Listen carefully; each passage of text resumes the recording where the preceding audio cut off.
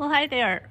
I'm going to chat about the bridge because it seems some people enjoy knowing what went on.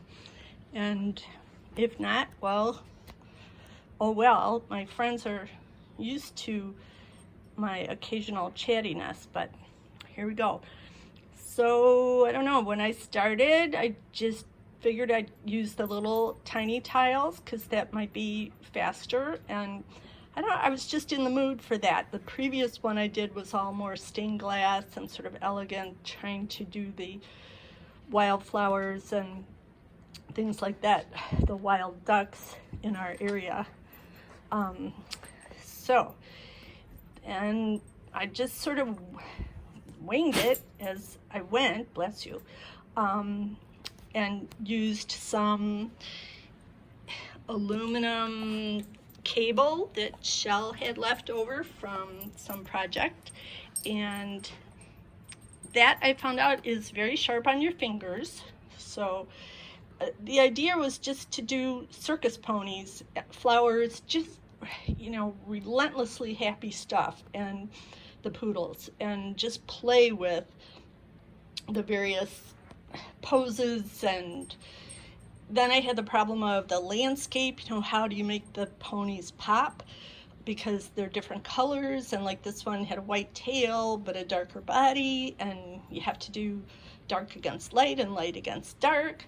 So it was constant flip-flopping in that regard. And these little things, the little roundies, are called millefiori. I'm not sure how to pronounce them even, but they're sort of glass rods that have different patterns in them that they slice. And that's kind of a tulip. Not like that's kind of a libizon. And I just tried to have as many different little thoughts as I could, like not really a polka dot Appaloosa, but sort of. And then I do love horse blankets. They're just such a handy motif for patterns and fun. So this circus pony is taking a break and has his leg wraps on too. And then the mountains were a wonderful invention, even though I kept having to remind myself it doesn't have to be realistic. There's not circus ponies running all around the farm here anyhow. So, but it was a struggle to break from that and go, okay, we don't have mountains here either, but gee, I want to use up my purple, and it's perfect. They work really easily. So, and then this, because my first horse was a sorrel, depending on what light he was in. So I always have to do that homage to Perry. And then black and white, because I see a lot of fun cookware that's black and white, and I thought, well, we'll just see what we can do with that. This little one, trying to do a levade, which looks like maybe a begging dog, but has a lot of personality. So I had to just let that go, have it be okay. Again, not being a slave to realism. And I really had fun with the little shark's teeth circus ring. And of course, the blobs, which is why my fingers were so cut up, because I had different heights of tiles, so then you really had to squish all the grout in, and it made it a very tedious finish to the very fun project. And I had to try a striped horse, and of course a black poodle from my late great Puka, who would have been actually doing that in a heartbeat. And then sort of a blue moon cliff jumper that I thought looked like he had kind of fireworks going on, and the rainbow in his harness. And I tried to use everything that would be weatherproof and permanent glass, but some of it might not be. Time will tell, and if it gets bleached out, like the deer that I did on the side of I hung it on the side of the tack room, out of doors, and it now has white eyes where it used to have sort of photographic looking eyes. So things do bleach if they're not sort of weatherproof and sunproof. So we'll see. It could change over time, including the mirrors, the little tiny mirrors that I used in different places. But oh well, this is how it looks right now. And here's the one that cracks me up, that thinking he looks like he has transformers instead of circus plumes. This is the first one I did that everybody loved, just a classic little, to me it looked like a Morgan, maybe with Arab there. And then I was like, oh, what have I done? I made a cliche. The bridge is going to be like the Rainbow Bridge, but I couldn't resist, again, those glass balls, the polka dots, because the light will come from the side a lot, from the west, and I don't know, different times of the year it'll be overhead, and it should shine through the glass balls and catch the light in a great way. So, which is why I also put the balls at the bottom like a theater marquee. And having fun with sort of tassels, and this one sort of reminded me of I don't know, like a Zen or an Oriental thing, maybe subconsciously harboring my current addiction to either Korean or Turkish historical dramas that I like to hole up in the chair and devour, because they have incredible costumes, and it's bad though, it keeps me up at night, so that's very fun.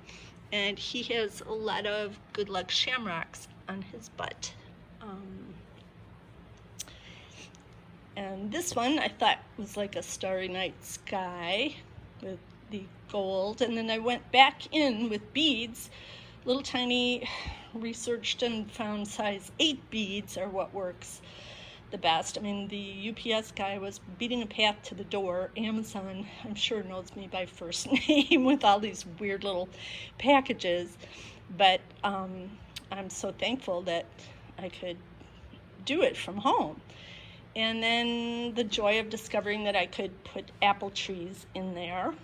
And my dear friend Cece out in Texas, where our Morgans came from, who pointed out that I needed a white stocking on the black, one of the blacks at least, to represent our Morgans and her line of stallions that I fell in love with 50 years ago, and finally got some of his offspring here, our current children. And let's see, this is supposed to be a happy-go-lucky butterfly pony, and I know they're sort of dorky and klutzy, the yellow butterflies, but it's not representational. I again remind myself. And one of my favorite things are the sulfur butterflies in the hayfield when the summer is here and we're bringing in the hay, driving the tractor. Some of my happiest times are just seeing that cloud of butterflies come out of the hay. So had to have those. And now we have a pink poodle with a horse that's either investigating or spooking or just being good. And then, yes, I should have had one more blue tile right there, but cripes, it's hard to keep track of 15,000 tiles, and oh well. Right now I'm too burned out to put it in or replace it, so it may just stay that way. And I thought he was pretty cute, kind of fjordy colors with stripy mane and tail. And then I wanted pedestal pony, because that's what our green tree, what's his name now? Green tree. Okay, Shell's horse, otherwise known as pedestal pony, likes to do. Green tree storm dancer, of course. My mare is green tree May Storm, and the stallion is green tree gathering storm, their sire. So no wonder I get confused. Anyhow, I wanted to do a sunrise or sunset, so that's supposed to be peeking behind the clouds there. And again, got seduced by the purple light effects, and then realized after I ordered these, thinking, oh, they're, you know, pure glass. No, I think they're kind of coated, the purple and pink ones. So again, don't know how it'll go long term, but should be okay, even if they do fade out. And then he's sort of running into the snow or not. Had a lot of fun with this one and was very touched. My brother Jamie said the fire jumper was his favorite one, and I was so surprised that both of my brothers said they really enjoyed watching this progress on Facebook. And I kind of did that because I needed the moral support. And I was actually surprised at how many people enjoyed watching the process. So it kept me going and kept me posting. And then just because I wanted to play with that motion, here's the juggling horse, and his mane and tail are done with some dyed sort of spiny seashells. And again, hoping the color will hold, but I don't know for sure. This one, I just fell in love with another artist's work that I've seen that had very effective use of flip-flopping. So here, because I love snow, being married to a Swede, that's a good thing, but I've always loved snow, especially the first snow. It's just so magical to me. And so I played with flip-flopping the blue and white, and he has a very fancy bunch of millefiori, or whatever they are, little circles on his harness. And here I think looks very Morgan-y to me, and of course busy doing his road trot, and he has the little teensy snip of white there to echo the green tree bloodlines. And then this sort of indicates the bridge, just in my mind, but and the horse walking on water with the red poodle on its back. I don't know what that is. On the right, we have a pink bush that looked, until I put those little millefioris in there, it was kind of an unmentionable shape that I just wanted to use up some of the pink, and pink is pretty hard to come by with tiles. It ends up more pale than what I was hoping for, so I wanted to use those up. And oh, I know, I was going to show, so this is, of course we can't see the actual arch shape until it goes up, and we're hoping it'll go up by Christmas, depending on my hubby's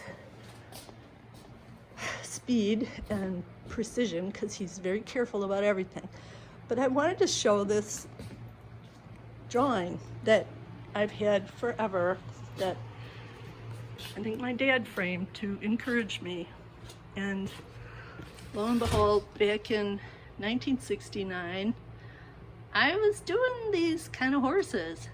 So funny that life carries on, and our imagery sometimes carries right with it. So, okay, hope you've enjoyed. I've really enjoyed and appreciated all the support, poodle and otherwise. So, thanks everybody.